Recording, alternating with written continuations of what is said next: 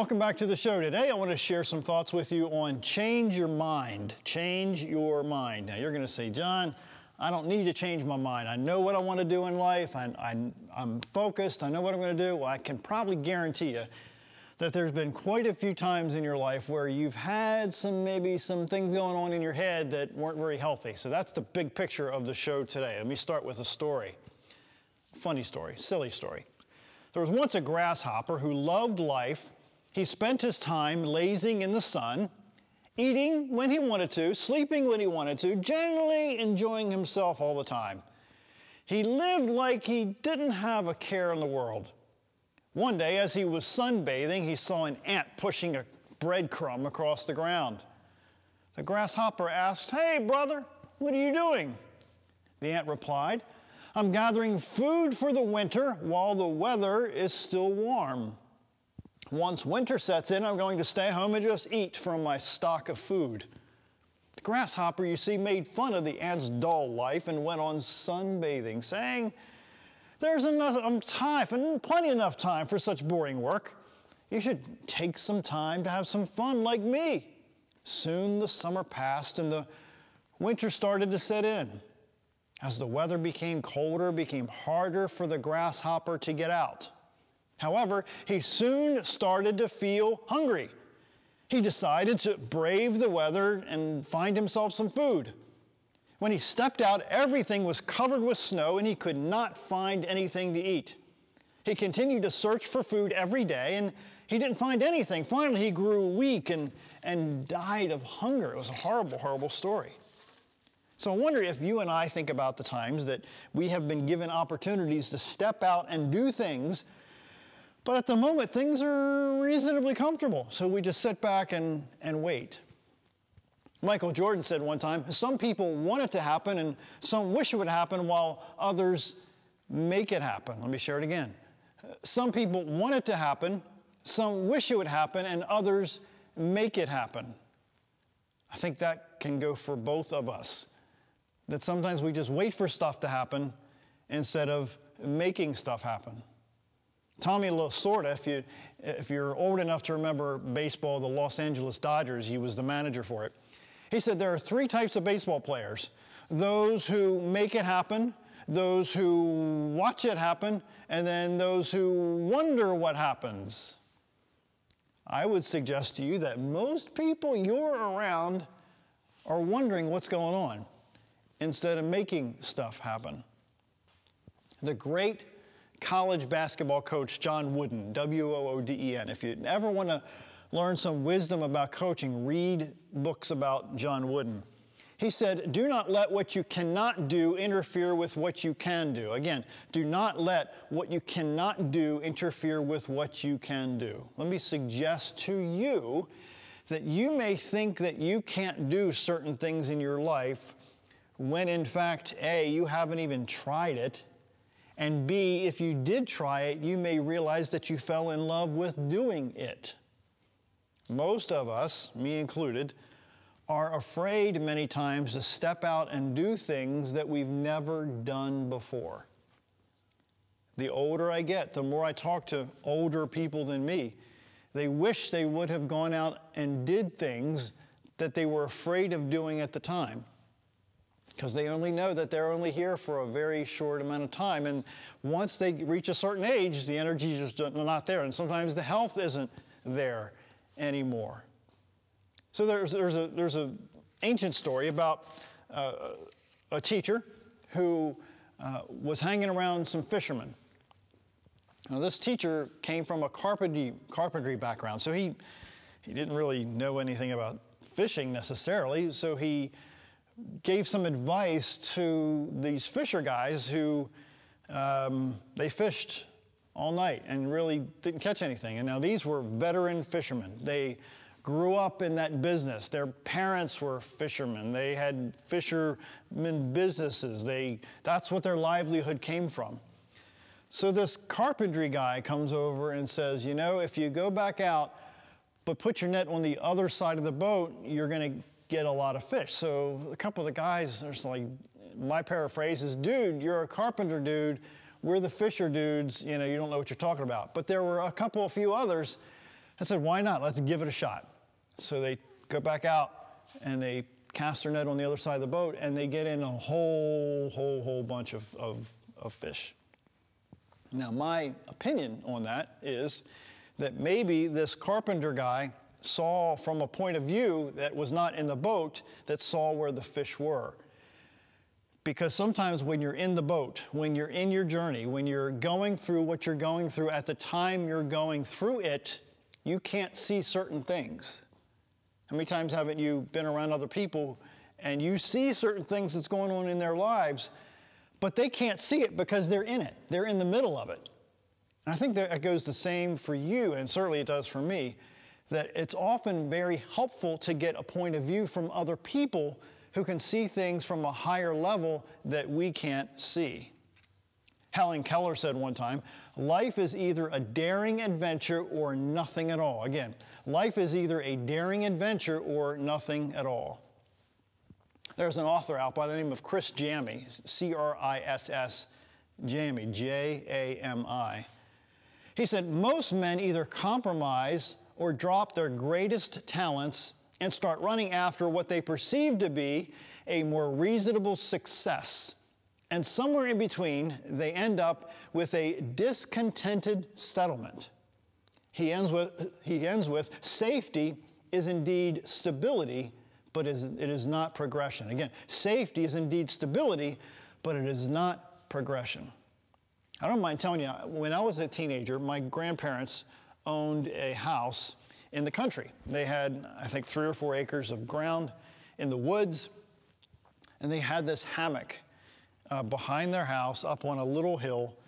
And when I would go up there and hang out with them and spend the weekends, a lot of times I'd go up in that hammock and just lay in the hammock and not want to get out of that hammock. Just lay there and just rock and look up at the trees and dream about having a house in the woods. Well, the temptation for a lot of people is they get in their hammock, they get in their comfort zone, they get in their happy place, and their mind starts messing with them like, this is comfortable, don't step out, don't change anything because it's going really good right now. But the most successful people are what Jami talks about here. Safety is indeed stability, but it's not progression. My daughter, Juliana, back in March 2013, said, if there's something in your way, move it. If there's something in your way, move it. I think you and I, when we look in the mirror, we get comfortable with what we see in the mirror. We get comfortable carrying certain amounts of baggage and maybe some things that we've carried from our childhood, or broken relationships, or work relationships that haven't gone well in the past, and we've carried them forward. I'm guilty as charged, that we carry these relationships and we carry these feelings and these emotions for decades. And it all starts with the mind. Simon Sinek writes, what you do simply proves what you believe. Again, what you do simply proves what you believe. Let me share another story. A few years ago, my family and I were invited to go to Ocean City, Maryland, which is on the east coast of Maryland at the ocean, hence Ocean City. We live about 3 hours west of the ocean at the time. Well, between where we live and Ocean City is a bridge, a very long bridge, a very high bridge. And for those who don't know, I am afraid of heights, or more accurately put, I'm afraid of falling. So I will do anything and everything to avoid going over what's called the Bay Bridge in eastern Maryland. I will do anything not to drive over the Bay Bridge. So the last time, I believe, the last time we were invited to the Eastern Shore, I decided to take the long route. So instead of going over the Bay Bridge, which would have saved an extra hour, I decided to go the long way and go around the Chesapeake Bay, the north side of the Chesapeake Bay, and go down the east coast of Maryland instead of going over the bridge, which would have saved me about an hour drive time. I would have rather invested an extra hour, let's just be real, I would have rather wasted an hour of time than deal with the fear and the anxiety of driving over that Bay Bridge. I still don't like that Bay Bridge at all. I don't like it. It's terrifying to me. So the point of the story is, how many times haven't you avoided doing things? You've gone the long way, if you will, because you were afraid to take the normal path that most people would take because you're afraid. Let me share another story. Why have so many schools, this story is by Dave Burgess, he writes, why have so many schools reduced the time and emphasis they place on art and music and physical education? The answer, he writes, is beyond simple. Those areas aren't measured on the all-important tests. You know where those areas are measured in life. Art, music, and a healthy lifestyle help us develop a richer and deeper and more balanced perspective. Never before have we needed more of an emphasis on the development of creativity, but schools have gone the exact opposite direction in an effort to make the best test-taking automatons possible. Our economy no longer rewards people, listen, our economy no longer rewards people for blindly following rules and becoming a cog in a machine. We need risk takers, out-of-the-box thinkers, entrepreneurs. Our school systems do the next generation a great disservice by discouraging these very skills and attitudes. Instead, he writes, of helping them and encouraging them to find and develop their unique strengths, they're told to shut up, put the cell phones away, memorize these facts, and fill in the bubbles. Again, that's by Dave Burgess. And I think that's probably true for you, or maybe people that you know, that you're happy being in that little square that's going to fit into that little square hole instead of having yourself forced and cut and bent and shaved off to fit into really an area in your life that you're going to shine in. I'll tell you flat out that going through that time in your life when you're being squeezed and maneuvered and molded and reshaped to do things that aren't comfortable at the moment is sometimes the most terrifying and sometimes the most intimidating area that you can go through in your life. The 1st Battalion, 4th Marines that are stationed in California, it's a quarter of its infantry battalion that's been fighting battles since the first combat in 1916. Their saying, or their lingo, is called whatever it takes. And I think that if you and I can understand that if we have a whatever it takes attitude, that we can do and get so much more done. My daughter, Juliana, we were in Florida once upon a time, a few years back, and my son, Tim, was trying to help her catch some fish. It was getting late that night, and she hadn't caught any fish. So she's working, and I mean, she's a very driven young lady. So Tim was very determined to help her catch fish that night. So my wife's like, you know, it's getting late, you're ready to go in. So Juliana looks up and says, I'm not a giver-upper. I'm not a giver-upper.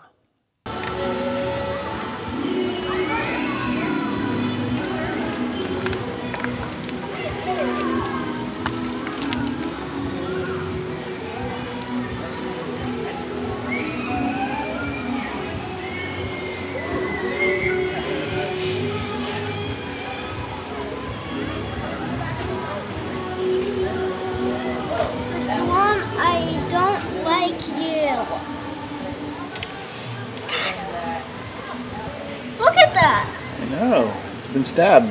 Tim! Huh? Come! Please. Now. You ready to give up yet? I'm not a giver-upper. I know you're not a giver-upper. That's for sure. You're Here, not what's a up? giver-upper, girl. I ain't having some. They are squirmy. Sure how it's done, big brother.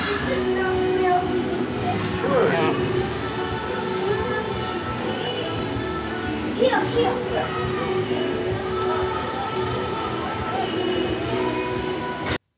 And I think when you and I look at different times in our own lives, we have a temptation to be a giver-upper instead of continuing to fish.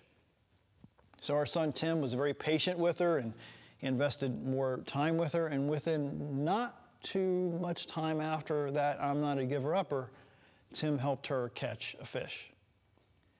Now that still impresses me some years later, that oftentimes the people who win are the ones who just stick to it longer than everybody else. And that seems to be the fact across the board. People who tend to achieve more things than not achieve certain things tend to just stick things out longer than other people. Tenacity tends to pay off. Seneca, a couple thousand years ago, wrote, "It's not because things are difficult that we dare not venture. It's because we dare not venture that things are difficult." In the date that I'm taping this show right now, I'm stepping out and doing something that I've never done before in another area of my life. It's out of my comfort zone. It's different. I'll be potentially in a situation that I've never been in before. But I go back to the words of 2,000 years ago. It's really not because things are difficult that we dare not venture. It's because we dare not venture that they're difficult. The great management guru, Peter Drucker, said, "What you have to do and the way you have to do it is incredibly simple. Whether you're willing to do it is another matter." I don't know about you, but your mind can play some serious games with you and make things look bigger than what they really are. That is, the goals and dreams that you have sometimes seem to be insurmountable. They seem to be huge, that you can't accomplish it, when really if you take it just one little piece at a time, and more importantly, consistent steps forward to achieve these things, you'll be able to really take on more than you ever thought possible.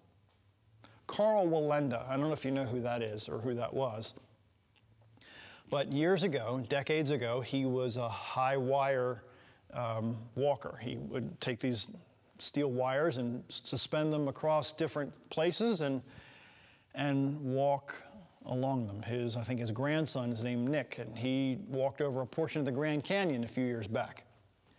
So he said, life is being on the wire. Everything else is just waiting. Again, life is being on the wire and everything else is just waiting. So I kind of liken what I'm talking about here today is being on that high wire. You know, because you have to focus on that wire, because if you start focusing on the wind and the distractions and the background noise and the helicopters and the birds and the storm and all this other stuff going on in your life, you're going to lose focus of that wire right in front of you. And that's really a metaphor, I think, for what you're going through in your life right now, that it's very tempting to get distracted by what's going on around you instead of focusing on the wire, instead of focusing on the path that you're supposed to be taking in your life. Even though you're over the Grand Canyon or the Bay Bridge and you're terrified the entire time, you've always got to tell your mind and tell yourself, you got to focus on that wire. Tom Peters, who's another guru of leadership and management, he said, test, fail, fail fast, and adjust fast. Again, test fast, fail fast, and adjust fast.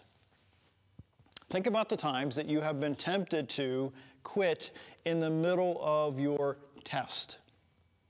Years ago, when I was a kid, my dad decided to take my brother and I to the local high school and run track for a short time, an hour. So I was very unhealthy at the time, overweight, didn't like exercising. So I decided, as my father and brother decided to start running, I would cut across the field and come across the other side and win, go across the line to finish as the winner. But as my father told me, I was disqualified because I cheated. The older I get, I realize that people who cheat, people who take shortcuts, end up not being where the people who are willing to pay the price eventually show up. William Jennings Bryan said a long time ago, he says, the way to develop self-confidence is to do the thing you fear and get a record of successful experiences behind you. Let me share that again.